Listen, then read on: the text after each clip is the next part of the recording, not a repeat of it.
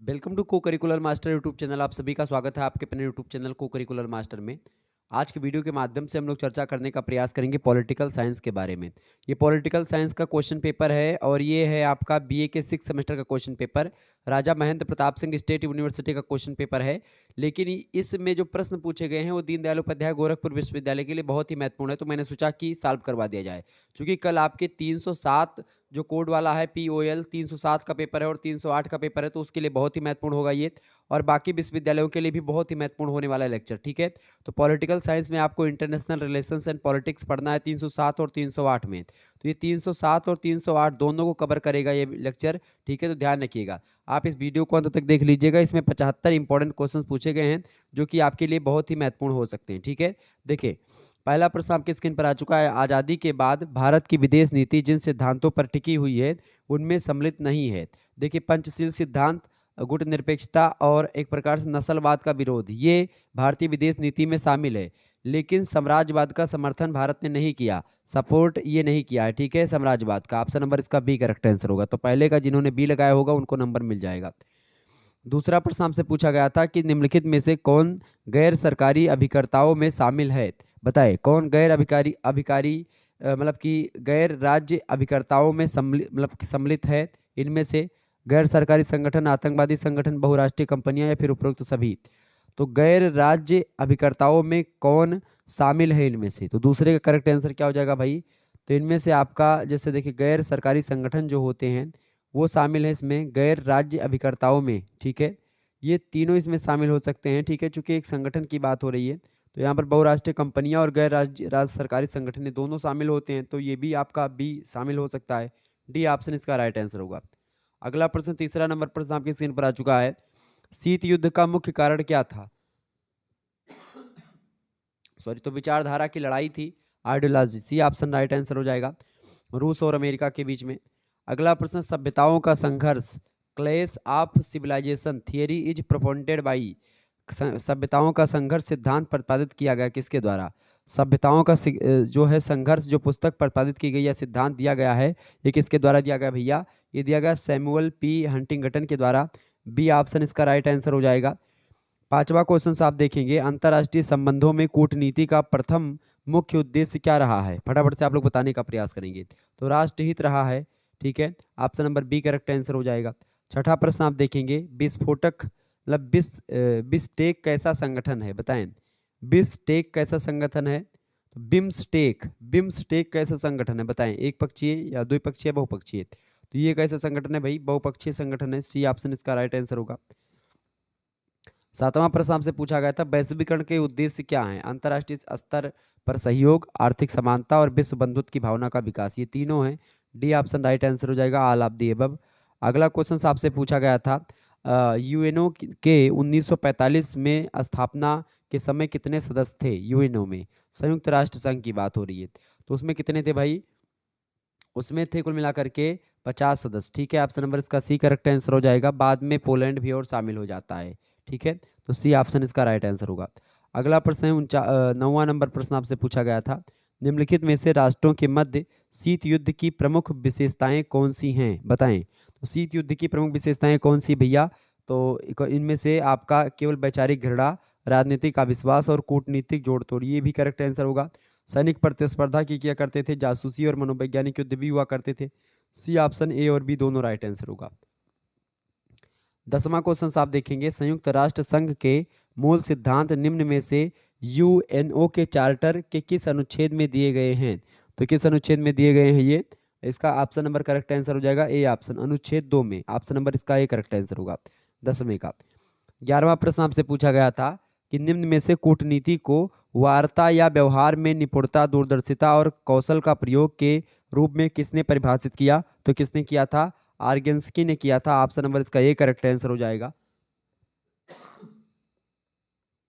अगला प्रश्न आप देखेंगे, निम्न में से भारत की विदेश नीति के बारे में कौन कहा करता था कि आज का आदर्शवाद आने वाले कल का यथार्थवाद ही है। तो ये जवाहरलाल नेहरू कहा करते थे। Option number B correct answer हो जाएगा इसका। 13वां क्वेश्चन आपकी स्क्रीन पर आ चुका है, निम्न में से अंतर्राष्ट्रीय न्यायालय के अध्यक्ष होने वाले प्रथम भारतीय कौन थे। तो अंतर्राष्ट्रीय न्यायालय के अध्यक्ष होने वाले जो प्रथम भारतीय थे वो कौन थे भाई, वो थे doctor Nagendra Singh. Option number B right answer हो जाएगा। 14 नंबर प्रश्न आपसे पूछा गया था, पोखरण परमाणु टेस्ट को कोड नाम दिया गया था स्माइलिंग बुद्धा, एक प्रकार से इसको नाम दिया गया था। पोखरण जो परमाणु परीक्षण हुआ था 18 मई 1974 को हुआ था, ये बात आप ध्यान रखेंगे। 15 नंबर क्वेश्चन से, नाजीवाद का आरंभकर्ता देश कौन सा है? तो जर्मनी है नाजीवाद का आरंभकर्ता देश, बी ऑप्शन इसका करेक्ट आंसर होगा। अगला प्रश्न आपसे पूछा गया था 16वां नंबर प्रश्न है, अंतर्राष्ट्रीय संबंधों में 6 व्यवस्थित दृष्टिकोण किसने दिया था? तो मार्टिन कापलान ने दिया था। ऑप्शन नंबर इसका सी राइट आंसर हो जाएगा 16वें का। ठीक है, नेक्स्ट क्वेश्चन आपसे पूछा गया था 17 नंबर प्रश्न है, स्टेबल पीस पुस्तक किसने लिखी? Who wrote the book name stable peace? Stable peace पुस्तक के लेखक कौन है, बताने का प्रयास करेंगे। स्टेबल पीस पुस्तक को लिखा है केनेथ ई बाउलिंग ने। ऑप्शन नंबर इसका सी राइट आंसर हो जाएगा। 18 नंबर प्रश्न आपसे पूछा गया था, पैक्स अमेरिकन क्या है? पैक्स अमेरिकन जानते हैं क्या है? ये अमेरिकी सत्ता के माध्यम से शांति है, इसका बी ऑप्शन राइट आंसर होगा। अगला प्रश्न आपसे पूछा गया था 19वां नंबर, निम्न में से सामूहिक सुरक्षा की व्यवस्था को किसने यथास्थिति का संरक्षक बताया है या बतलाया है, बताएं। तो इसका करेक्ट आंसर आपका था उपरोक्त में से कोई नहीं, डी ऑप्शन राइट आंसर हो जाएगा। अगला प्रश्न 20वां नंबर प्रश्न, लुक ईस्ट पॉलिसी के जनक कौन है? लुक ईस्ट पॉलिसी के जनक कौन है? पीवी नरसिम्हा राव, भारतीय प्रधानमंत्री भी रहे हैं, बी ऑप्शन राइट आंसर होगा। 21 नंबर प्रश्न आपसे पूछा गया था, पड़ोसी पहले की नीति किसने दी है? माननीय नरेंद्र मोदी ने, ऑप्शन नंबर इसका ए करेक्ट आंसर होगा। 22 नंबर प्रश्न है, सार्क का 8वां देश कौन सा बना? अफगानिस्तान सार्क का 8वां देश बना, बी ऑप्शन राइट आंसर हो जाएगा इसका 22 नंबर का। ठीक है, अगला क्वेश्चन आपसे पूछा गया था 23 नंबर क्वेश्चन आप देखेंगे, फटाफट से आप लोग देखने का प्रयास करेंगे। प्रश्न है, निम्न में से, इस चैनल को आप सब्सक्राइब कर दीजिएगा क्योंकि इस चैनल पर आपको ऐसे ही तमाम प्रकार के विश्वविद्यालय क्वेश्चन पेपर को सॉल्व करवा करके दिया जाएगा। ठीक है, अगला प्रश्न, निम्न में से पामर और पार्किंसंस के लिए राष्ट्रीय हित की अभिवृद्धि के कौन से साधन हैं, बताएं। इसका करेक्ट आंसर क्या हो जाएगा 23 नंबर का? बिल्कुल इसका सी ऑप्शन करेक्ट आंसर हो जाएगा। कूटनीति, प्रचार और राजनीतिक युद्ध तथा युद्ध मतलब कि युद्ध केवल और आर्थिक साधन, साम्राज्यवाद और उपनिवेशवाद, ये सभी एक प्रकार से राष्ट्रीय हित की अभिवृद्धि के लिए साधन है। पामर और पार्किंस के अनुसार सी ऑप्शन राइट आंसर हो जाएगा, ए और बी दोनों। अगला प्रश्न 24 नंबर, सब एक के लिए, एक सबके लिए और सब एक के लिए सामूहिक सुरक्षा का मूल मंत्र है, ये किसने कहा था? इनमें से किसने कहा था भैया इसको? इसको कहने वाले जो विद्वान हैं वो हैं Hans Morgenthau, option number D right answer हो जाएगा। 25 नंबर क्वेश्चन आप देखेंगे, दितांत से क्या तात्पर्य? दितांत का मतलब होता है एक प्रकार से तनाव में शिथिलता आना, पूरब पश्चिम के बीच में जो तनाव है उसका अंत होना, सी ऑप्शन इसका राइट आंसर हो जाएगा। अगला प्रश्न आपकी स्क्रीन पर पूछा गया था 26 नंबर क्वेश्चन आप देखेंगे, वुडरो विल्सन समर्थक थे। Woodrow Wilson was supporter of, तो वुडरो विल्सन किसके सपोर्टर थे भाई? वुडरो विल्सन जो थे वो आदर्शवाद के समर्थक थे, ऑप्शन नंबर इसका सी करेक्ट आंसर होगा। 27 नंबर प्रश्न, यह किसने मतलब नारा दिया था कि आतंकवाद के विरुद्ध युद्ध? आतंकवाद के विरुद्ध युद्ध ये किसने नारा दिया था? ये राष्ट्रपति बुश ने दिया था, प्रेसिडेंट बुश, ये अमेरिका के राष्ट्रपति थे। एक मतलब कि 16 सितंबर 2001 को एक प्रकार से इन्होंने ये नारा दिया था। अगला क्वेश्चन आप देखेंगे 28 नंबर प्रश्न है, निम्नलिखित में से कौन सा निशस्त्रीकरण से संबंधित नहीं है? निशस्त्रीकरण से देखें, साल्ट, एनपीटी और सीटीबीटी ये सभी संकलित हैं। नाटो जो है एक संगठन है देशों का, तो ये नहीं है, डी ऑप्शन राइट आंसर होगा। ये प्रश्न मैंने आपको कई बार समझाया था। अगला प्रश्न, संयुक्त राष्ट्र महासभा से पहले हिंदी में भाषण देने वाला पहला भारतीय, तो थे आपके Atal Bihari Vajpayee ji, D option right answer हो जाएगा। 30 नंबर प्रश्न आपसे पूछा गया था, भारतीय संविधान का कौन सा अनुच्छेद विदेश नीति अपनाने का निर्देश देता है? तो अनुच्छेद 51 जो है वो विदेश नीति अपनाने का वो देता है क्या निर्देश? Option number A correct answer होगा। 31 नंबर प्रश्न आपसे पूछा गया था, डॉलर डिप्लोमेसी किस अमेरिकी राष्ट्रपति के द्वारा शुरू की गई थी? तो डॉलर डिप्लोमेसी की अगर बात की जाए तो ये विलियम टाफ्ट के द्वारा शुरू की गई थी, इसी ऑप्शन राइट आंसर होगा। 32 नंबर प्रश्न आपसे पूछा गया था, फ्रांसिस फुकुयामा का इतिहास का अंत, फ्रांसिस फुकुयामा की पुस्तक है इतिहास का अंत, इससे क्या तात्पर्य है? इतिहास का अंत का मतलब क्या होता है? विचारधारा का अंत। ठीक है, इंड ऑफ जो है विचारधारा का अंत, पूंजीवाद और साम्राज्यवाद की विचारधारा का अंत। ठीक है, तो ये विचारधारा के अंत से संबंधित है, ए ऑप्शन इसका राइट आंसर हो जाएगा। अगला प्रश्न 33 नंबर, निम्नलिखित में से कौन सा द्वितीय विश्व युद्ध के कारण थे? द्वितीय विश्व युद्ध के कारण था राष्ट्रसंघ की विफलता, फांसीवादी यानी कट्टर राष्ट्रवाद का उदय हो रहा था, तुष्टीकरण की विफलता, ये सभी ऑप्शन नंबर डी लगा देंगे उपरोक्त तो सभी। अगला प्रश्न आपसे पूछा गया था 34 नंबर क्वेश्चन आप देखेंगे, स्टार 1 किन दो देशों के बीच समझौता था? तो स्टार वन जो था ये यूएसए और यूएसएसआर यानी कि अमेरिका और रूस के बीच में समझौता था। ऑप्शन नंबर इसका सी करेक्ट आंसर होगा। 35 नंबर क्वेश्चन आपसे पूछा गया था, कौन अंतर्राष्ट्रीय राजनीति को जो है नैतिकता से प्रेरित व संचालित मानते हैं, बताएं। 35 नंबर का करेक्ट आंसर क्या हो जाएगा, फटाफट से आप लोग बताने का प्रयास करेंगे। बिल्कुल बी ऑप्शन, आदर्शवादी जो है आइडियलिस्टिक विद्वान मानते हैं कि जो है अंतर्राष्ट्रीय राजनीति नैतिकता से प्रेरित और संचालित होती है। अगला प्रश्न 36 नंबर, अंतर्राष्ट्रीय संबंधों के संदर्भ में किसने शीत युद्ध शब्द का सबसे पहले प्रयोग किया था? तो शीत युद्ध का सबसे पहले प्रयोग किसने किया था? बर्नार्ड बारूच ने किया था। Option number A right answer होगा इसका। अगला प्रश्न आप देखेंगे, अंतर्राष्ट्रीय संबंधों का अध्ययन किसकी पुस्तक है? अंतर्राष्ट्रीय संबंधों का स्टडी ऑफ इंटरनेशनल रिलेशंस पुस्तक के लेखक, बहुत ही महत्वपूर्ण प्रश्न है ये। 37 नंबर का आपकी परीक्षा में आ सकता है। तो इसको लिखा किसने है? क्विंसी राइट ने। ऑप्शन नंबर इसका बी राइट आंसर हो जाएगा। नेक्स्ट क्वेश्चन आप देखेंगे, 28 नंबर प्रश्न आपसे पूछा गया था, आदर्शवादी किसमें विश्वास करते हैं? आदर्शवादी किसमें विश्वास करते हैं? व्यापार और सहयोग में। ये प्रश्न कई बार मैंने आपको बताया था, व्यापार और सहयोग में। बी ऑप्शन राइट आंसर होगा। 39 नंबर प्रश्न, निम्नलिखित देशों में से कौन सा देश ब्रिक्स में शामिल नहीं है, बताएं। ब्रिक्स में शामिल देश कौन सा नहीं है? तो अमेरिका ब्रिक्स में शामिल नहीं है, जबकि इंडिया, ब्राज़ील और रूस ये सब शामिल हैं ब्रिक्स में।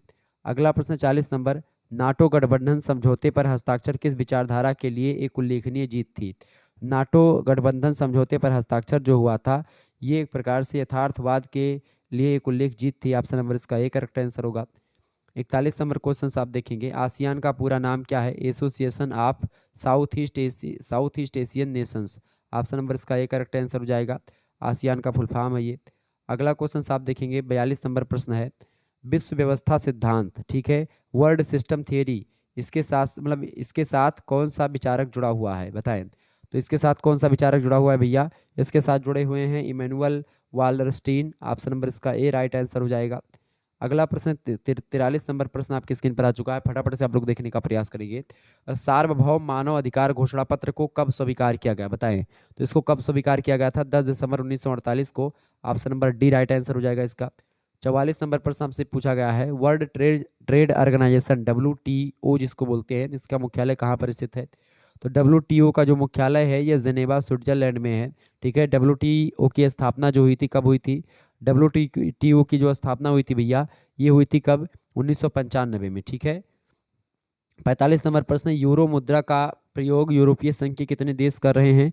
यूरोपीय संघ में बेसिकली आपके 27 देश हैं, उन 27 देशों में से लगभग 20 देश जो है इसका प्रयोग कर रहे हैं यूरो मुद्रा का। तो 20 यहाँ पर है नहीं, 19 आपको ऑप्शन दिया गया, तो करेक्ट आंसर 19 आप लगा सकते हैं, बी ऑप्शन। अगला क्वेश्चन आप देखेंगे, 46 नंबर प्रश्न है, रोहिंग्या शरणार्थियों की समस्या का संबंध निम्न में से किस देश से है? तो रोहिंग्या शरणार्थियों की समस्या जो है वो इनमें से देखिए बांग्लादेश और म्यांमार से आते हैं, ठीक है, लेकिन किस में आते हैं? तो भारत में आते हैं। हालांकि इन तीनों देशों से संबंधित समस्या ये है, तो ऑप्शन नंबर आप डी लगा देंगे, इन तीनों देशों से संबंधित समस्या है। अगला प्रश्न है, यूरोपीय संघ के कितने देश सदस्य हैं, बताएं। 47 का करेक्ट आंसर क्या हो जाएगा, फटाफट से आप बताएंगे। यूरोपीय संघ के कितने देश सदस्य हैं? तो यूरोपीय संघ की स्थापना एक प्रकार से मतलब कितने देश सदस्य हैं इसके भाई? तो इसका 28 लोग सदस्य हैं इसके। बी ऑप्शन इसका राइट आंसर होगा, 27-28 लोग, ठीक है। अगला क्वेश्चन आपकी स्क्रीन पर आ चुका है, मतलब देश।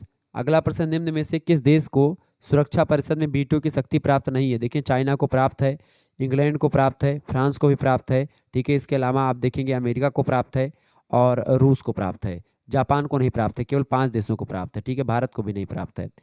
49 नंबर क्वेश्चन आप देखेंगे, द्वितीय विश्व युद्ध के बाद विश्व राजनीति परिवर्तित हो गई, एक ध्रुवीय विश्व में नहीं, द्विध्रुवीय विश्व में। ऑप्शन नंबर इसका बी करेक्ट आंसर हो जाएगा। अगला क्वेश्चन आपके स्क्रीन पर आ चुका है, 50 नंबर क्वेश्चन आप देखेंगे, अंतर्राष्ट्रीय न्यायालय के न्यायाधीश की नियुक्ति होती है। अंतर्राष्ट्रीय न्यायालय की जो न्यायालय के न्यायाधीश होते हैं उनकी नियुक्ति होती है भाई, उनकी नियुक्ति होती है 9 वर्ष के लिए होती है। ऑप्शन नंबर इसका डी राइट आंसर हो जाएगा, 50 का डी ऑप्शन। अगला प्रश्न, वर्तमान में संयुक्त राष्ट्र संघ के महासचिव कौन हैं? तो एंटोनियो गुटेरेस जो हैं इस समय ये एक प्रकार से यूएनओ के प्रेसिडेंट हैं, ठीक है। यूएनओ के महासचिव हैं ये, ठीक है, सेक्रेटरी जनरल हैं। नेक्स्ट क्वेश्चन आपकी स्क्रीन पर आ चुका है, निम्नलिखित में से कौन सा देश सुरक्षा परिषद का अस्थायी सदस्य नहीं है? चाइना है, ब्रिटेन है, संयुक्त राज्य अमेरिका है, भारत नहीं है। तो डी ऑप्शन इसका राइट आंसर होगा। अगला क्वेश्चन आपकी स्क्रीन पर आ चुका है, 53 नंबर प्रश्न है, उत्तर दक्षिण संवाद से आप क्या समझते हैं? उत्तर दक्षिण के संवाद का मतलब होता है उत्तर दक्षिण का संवाद कि विकसित और विकासशील देशों के बीच में संवाद। सी ऑप्शन इसका राइट आंसर हो जाएगा। 54 नंबर प्रश्न है, निम्नलिखित में से कौन सा तीसरी दुनिया का देश नहीं है? तीसरी दुनिया के देश में आपका ब्रिटेन नहीं शामिल है, बाकी भारत, नेपाल और जो है श्रीलंका, ये सब शामिल है तृतीय दुनिया के देश में।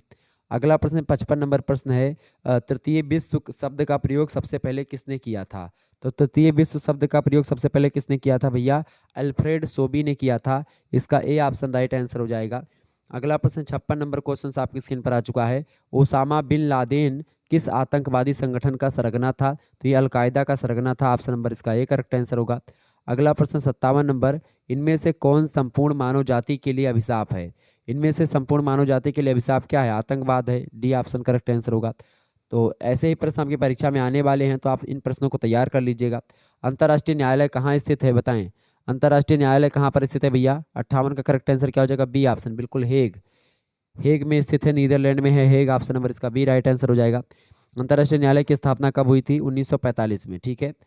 अगला प्रश्न है, आज विश्व जो है विश्व शांति में बाधक क्या है? शस्त्रीकरण बाधक है, शस्त्रों की बिक्री और शस्त्रों का व्यापार, ये आज विश्व शांति में बाधक है। डी ऑप्शन उपरोक्त तो सभी चीजें बाधक है। नेक्स्ट क्वेश्चन आपके स्क्रीन पर आ चुका है 60 नंबर, 1974 ईस्वी में भारत ने कहाँ आणविक विस्फोट किया था बताएं? 1974 ईस्वी में भारत ने कहाँ पर आणविक विस्फोट किया था? पोखरण में, बिल्कुल किया था। पोखरण में परमाणु परीक्षण किया था। ऑप्शन नंबर इसका ये राइट आंसर हो जाएगा, 60 नंबर का ए ऑप्शन। ठीक है। अगला क्वेश्चन से 61 नंबर क्वेश्चन आपसे पूछा गया है, विश्व व्यापार संगठन की स्थापना कब हुई थी? विश्व व्यापार संगठन की स्थापना 1995 में हुई थी। ए ऑप्शन राइट आंसर हो जाएगा इसका। 62 नंबर प्रश्न आपसे पूछा गया है, शीत युद्ध के कारण कौन कौन से संगठन अस्तित्व में आए? तो शीत युद्ध के कारण से आप देखेंगे नाटो, वार्सा पैक्ट, सेंटो, ये सभी जो है संगठन अस्तित्व में आए शीत युद्ध के बाद। डी ऑप्शन राइट आंसर हो जाएगा, all of the above. 63 number question आप देखेंगे, विदेश नीति के प्रमुख निर्धारक तत्व कौन कौन से हैं?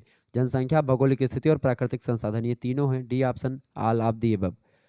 अगला क्वेश्चन आपकी स्क्रीन पर आ चुका है 64 नंबर प्रश्न देखेंगे, यथार्थवादी सिद्धांत का समर्थक कौन है बताएं? यथार्थवादी सिद्धांत का समर्थक इनमें से कौन है? तो इनमें से देखिए मार्गेंथाउ, कैनन और नेबूर, ये सभी यथार्थवादी सिद्धांत के समर्थक रहे हैं। तो 64 नंबर का डी ऑप्शन राइट आंसर हो जाएगा। नेक्स्ट क्वेश्चन आप देखेंगे 65 नंबर प्रश्न है, when CTBT was signed, CTBT पर हस्ताक्षर कब हुए थे? तो सीटीबीटी एक समझौता है। ठीक है। सीटीबीटी एक प्रकार से शस्त्र को रोकने का एक समझौता है। तो बताइए, इस पर समझौता मतलब इस पर जो हस्ताक्षर हुआ था वो कब हुआ था? इस पर हस्ताक्षर हुआ था 1996 में। ठीक है। ऑप्शन नंबर इसका सी करेक्ट आंसर होगा, 65 का सी ऑप्शन राइट आंसर हो जाएगा। अगला क्वेश्चन आप देखेंगे 66 नंबर प्रश्न है, सार्क का मुख्यालय कहाँ पर स्थित है? तो सार्क जो है एक प्रकार से सार्क का जो मुख्यालय है कहाँ पर स्थित है भैया? 66 का करेक्ट आंसर क्या हो जाएगा? सी ऑप्शन, काठमांडू नेपाल में सार्क का मुख्यालय स्थित है। ठीक है। 8 दिसंबर 1985 को इसकी स्थापना हुई थी सार्क की। अगला क्वेश्चन आपकी स्क्रीन पर आ चुका है, फटाफट से आप लोग देखने का प्रयास करेंगे। 67 नंबर प्रश्न है पॉलिटिकल मतलब politics among nation, political among nation, इस पुस्तक के लेखक कौन है बताएं? बहुत ही इंपॉर्टेंट पुस्तक है, परीक्षा में 100% आएगा। हांस मार्गेनथाउ की पुस्तक है। डी ऑप्शन राइट आंसर हो जाएगा। कई बार बताया था कि इस पुस्तक से रिलेटेड प्रश्न आपका आएगा। अगला प्रश्न, किस देश ने सीटीबीटी पर हस्ताक्षर करना स्वीकार नहीं किया था? तो किसने स्वीकार नहीं किया था भैया?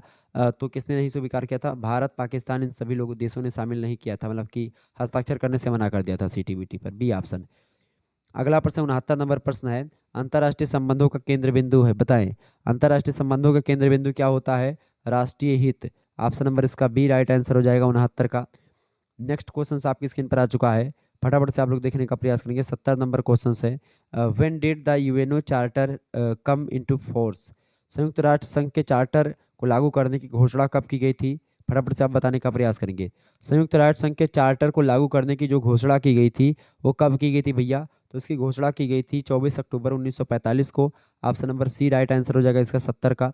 नेक्स्ट क्वेश्चन आप देखेंगे 71 नंबर प्रश्न है, परमाणु शस्त्र प्रसार निषेध संधि पर हस्ताक्षर किस वर्ष किया गया था? तो इस पर जो हस्ताक्षर किया गया था वो किया गया था कब? 1968 में। ठीक है। इसका डी ऑप्शन राइट आंसर होगा। अगला प्रश्न आपकी स्क्रीन पर आ चुका 72 नंबर प्रश्न है, राजनीति शक्ति के लिए संघर्ष है, यह शब्द किसने कहा? राजनीति शक्ति के लिए संघर्ष है, ये हैंस मार्गेनथाउ का कथन है। इसका ए ऑप्शन राइट आंसर हो जाएगा 72 का। 73 नंबर प्रश्न आपसे पूछा गया है, सभी लोग देखने का प्रयास करेंगे, बहुत ही जबरदस्त क्वेश्चन है। सामूहिक सुरक्षा की भावना को ध्यान में रख करके इनमें से किसकी स्थापना की गई थी? तो संयुक्त राष्ट्र संघ की स्थापना की गई थी। ऑप्शन नंबर इसका बी करेक्ट आंसर हो जाएगा। यूएनओ की स्थापना की गई थी सामूहिक सुरक्षा की भावना को ध्यान में रख करके। 73 नंबर का करेक्ट आंसर क्या हो जाएगा? B option. अगला प्रश्न 74 नंबर प्रश्न है, निम्न में से किसने व्याख्या की कि विदेश नीति अंतर्राष्ट्रीय राजनीति की एक अभिसरणी है? तो पामर और पाकिस्तान। ऑप्शन नंबर इसका सी राइट आंसर हो जाएगा। 75 नंबर क्वेश्चन आप देखेंगे, 2024 में विश्व व्यापार संगठन का सम्मेलन निम्न में से किस स्थान पर हुआ था? तो ये कहाँ पर हुआ था? आबू धाबी में हुआ था, संयुक्त अरब अमीरात में। ऑप्शन नंबर इसका सी राइट आंसर हो जाएगा, इन आबू धाबी। 75 का option number C right answer हो जाएगा। तो इस तरीके से आप लोगों ने मोस्ट इंपॉर्टेंट 75 प्रश्नों को समझ लिया, जो कि आपकी परीक्षा की दृष्टि से बहुत ही ज़्यादा महत्वपूर्ण थे। ऐसे ही प्रश्न आपकी परीक्षा में आएंगे, ये बात ध्यान रखेंगे। तो इस प्रश्न को आप सभी लोग तैयार कर लीजिएगा। ये आपकी परीक्षा में यानी कि दीनदयाल उपाध्याय के विश्वविद्यालय के जो पेपर होंगे आपके कल, उसके लिए बहुत महत्वपूर्ण होगी, 307 और 308 के लिए। धन्यवाद, मिलते हैं नेक्स्ट वीडियो में।